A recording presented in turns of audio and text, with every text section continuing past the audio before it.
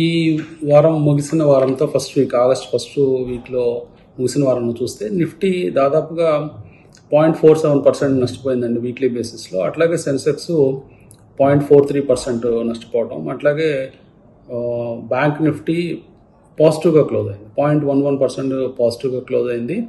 మొత్తం మీద చూస్తే ఈ వారము అంటే స్వల్ప నష్టాలు కనిపించినప్పటికీ ఫ్రైడే రోజున భారీ పతనాలు అంటే దాదాపుగా 1.25% వీక్గా క్లోజ్ అయినాయి. పర్టికులర్గా నిఫ్టీ 293 పాయింట్లు కోల్పోవటం, అలాగే సెన్సెక్స్ కూడా 885 పాయింట్లు కోల్పోవటం మనం చూసాము. మొత్తం మీద అంటే గ్లోబల్ క్యూస్ కొంత వరీయింగ్గా ఉండటం, అంటే జియో పొలిటికల్ టెన్షన్స్ ఉండటము, అట్లాగే యూఎస్లో రెసిషన్ వస్తుందా అని అభిప్రాయాలు రావటం, ఇలాంటివన్నీ కూడా కొంత మన మార్కెట్స్ పతనానికి కారణమైనవి.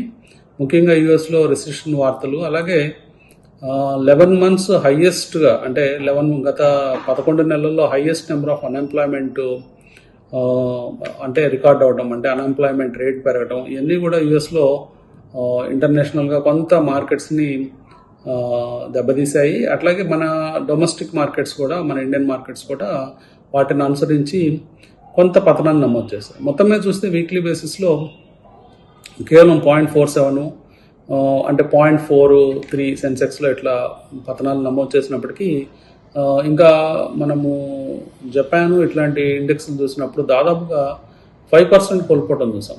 5% లాస్లు కేవలం ఒక సింగిల్ డే ఫ్రైడేనే జరగటం చూసాము. సో ఇండియన్కి అంత నెగటివిటీ కనిపించలేదు. అయినప్పటికీ మన మార్కెట్స్లో కొంత మిడ్ క్యాప్, స్మాల్ క్యాప్ వాటిలో సెల్ ఆఫ్ కనిపిస్తూ ఉంది.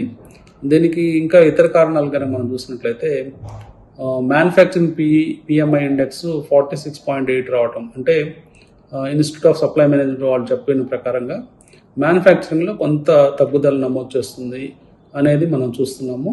అంటే గత నవంబర్ నుంచి చూస్తే ఇప్పుడు లోయెస్ట్ నెంబర్ అన్నమాట 46.8 అనేది మనకు కనిపిస్తూ ఉంది. అదొక నెగిటివ్ అంశంగా చెప్పుకోవచ్చు. మొత్తం మీద చూస్తే మార్కెట్స్ గత 2 నెలల్లో భారీగా పెరిగాయి. ఆల్మోస్ట్ 221 డేస్లో 5,000 పాయింట్స్ పెరగడం, అట్లాగే లాస్ట్ 24 సెషన్స్లోనే 1000 పాయింట్లు నిఫ్టీ పెరగడం, ఇవన్నీ కూడా మార్కెట్లు లాస్ట్ 4-5 దాదాపు 6-7 వీక్స్ నాన్ స్టాప్గా పాజిటివ్ రిటర్న్స్ ఇవ్వటం కూడా మనం చూసాము. ఆఫ్టర్ 6-7 వీక్స్ తర్వాత మన మార్కెట్స్ స్వల్ప నష్టాలను నమోదు చేశాయి. మేబీ ఈ కరెక్షన్ ఎంతవరకు ఉంటుంది అంటే ఇంకా డీప్గా ఫాలో అవుతుందా లేదా ఈ కరెక్షన్ ఆగుతుందా అనేది మనం చెక్ చేస్తే టెక్నికల్ పరంగా మార్కెట్స్ ఇమీడియట్గా నిఫ్టీ పరంగా చూస్తే 24,588 అనేది 20 డేస్ మూవింగ్ యావరేజ్ సపోర్ట్గా ఉంది. అంటే మనం కేవలం ఒక 130-140 పాయింట్ల దగ్గర సపోర్ట్ తీసుకునే అవకాశం ఉంది. మేబీ ఈ సెల్ ఆఫ్ అనేది మండే కూడా, అంటే మండే మార్నింగ్ దాకా ఉండొచ్చు.